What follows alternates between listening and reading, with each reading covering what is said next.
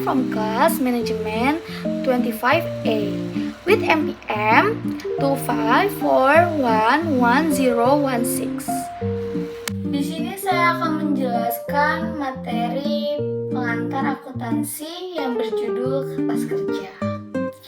Dalam akuntansi, sebelum menyusun laporan keuangan perusahaan yang disebut kertas kerja atau worksheet, kertas kerja adalah lembaran atau format tabel yang digunakan akuntan untuk memudahkan proses penyusunan laporan keuangan setelah melakukan penyesuaian.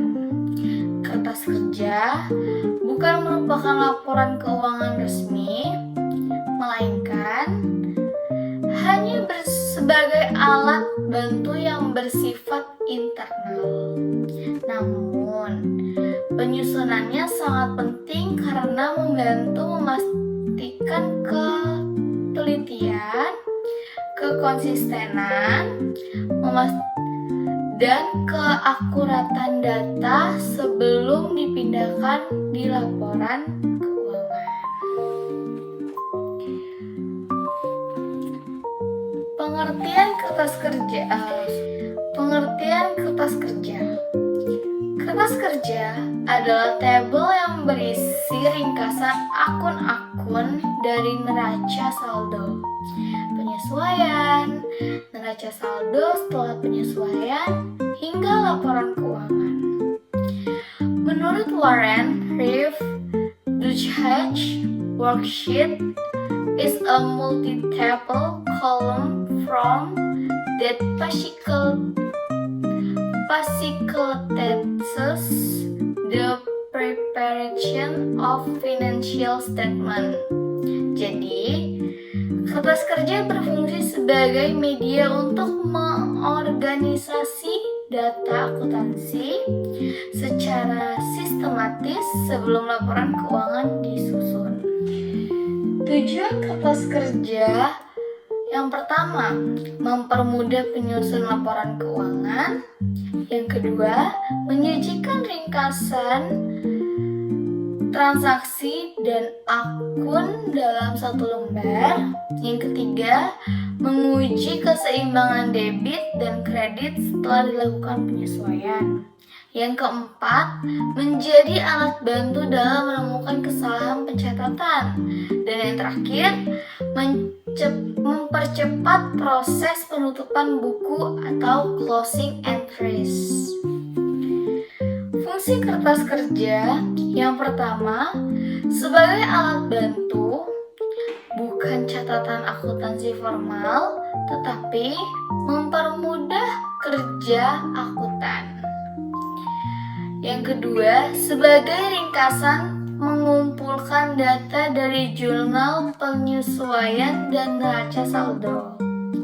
Yang ketiga, sebagai pedoman dalam membuat laporan laba rugi, perubahan modal, dan neraca. Dan yang terakhir, sebagai alat pengecekan memastikan total debit dan kredit seimbang. Bentuk kertas kerja. Kertas kerja biasanya berbentuk tabel dengan beberapa kolom. Bentuk yang umum digunakan adalah kertas kerja itu 10 kolom. Format kertas kerja 10 kolom. Yang pertama, neraca saldo, debit, kredit. Yang kedua, penyesuaian, debit, kredit. Yang ketiga, neraca saldo setelah penyesuaian, debit, kredit. Yang keempat ada laba rugi, debit, kredit. Yang kelima ada neraca, debit, kredit. Langkah-langkah penyesuaian kertas kerja. Yang pertama, menyusun neraca saldo awal memindahkan saldo akun dari buku besar ke kolom neraca saldo. Yang kedua, mencatat penyesuaian adjusting entries. atau adjusting entries, memasukkan jurnal penyesuaian ke kolom penyesuaian. Langkah-langkah penyusunan kertas kerja. Yang pertama, menyusun neraca saldo awal, memindahkan saldo akun dari buku besar ke kolom neraca saldo. Yang kedua, mencatat penyesuaian atau adjusting entries, memasukkan jurnal penyesuaian ke kolom penyesuaian. Yang ketiga, menyusun neraca saldo setelah penyesuaian, menjumlahkan neraca saldo awal dengan penyesuaian. Yang keempat, menyusun kolom laba rugi, memindahkan akun pendapat dan beban ke kolom laba rugi. Yang kelima, menyusun kolom neraca, memindahkan akun aktiva, kewajiban, dan modal ke kolom neraca. Dan yang keenam, menemukan laba atau rugi bersih jika pendapatan, beban, laba dipindahkan ke neraca bagian modal jika pendapatan. Dan yang keenam, menentukan laba atau rugi bersih jika pendapatan lebih besar dari beban, laba dipindahkan ke neraca bagian modal jika pendapatan kurang dari beban, rugi dikurangkan dari modal. Contoh kertas kerja sederhana. Kasusnya, perusahaan Sejahtera memiliki data akhir periode sebagai berikut. Neraca saldo kas RP segini, terus piutang, peralatan, utang, modal, pendapatan, beban gaji, beban listrik, penyesuaian, peralatan disusutkan, dan yang terakhir kelebihan dan kelemahan kertas kerja. Kelebihannya nih, yang pertama, mempermudah penyusunan laporan keuangan. Dan yang kedua, menyediakan ringkasan data dalam satu lembar. Yang ketiga, membantu mengecek keseimbangan debit dan kredit.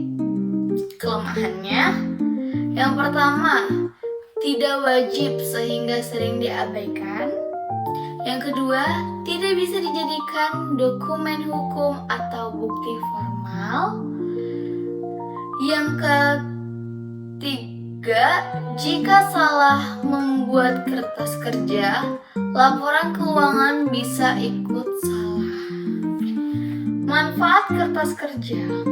Yang pertama, membantu akuntan melihat gambaran menyeluruh akun.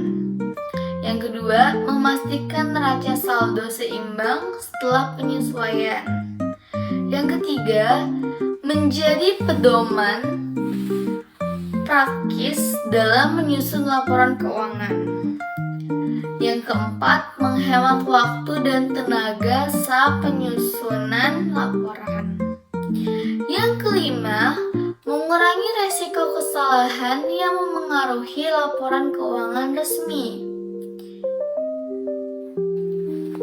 Kesalahan umum dalam penyesuaian. Yang pertama, salah menjumlahkan debit dan kredit. Yang kedua, menempatkan akun pada kolom yang salah. Contoh, beban masuk neraca. Yang ketiga, lupa memasukkan penyesuaian.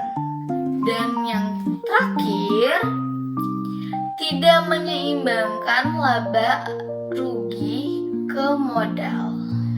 Kertas kerja adalah alat bantu, bukan laporan formal. Bentuk paling umum adalah 10 kolom. Berisi neraca saldo, penyesuaian, neraca setelah penyesuaian, laba rugi, dan neraca. Membantu akuntan menyesuaikan laporan keuangan lebih cepat, rapi, dan akurat. Kesalahan dalam kertas kerja bisa mempengaruhi laporan keuangan resmi.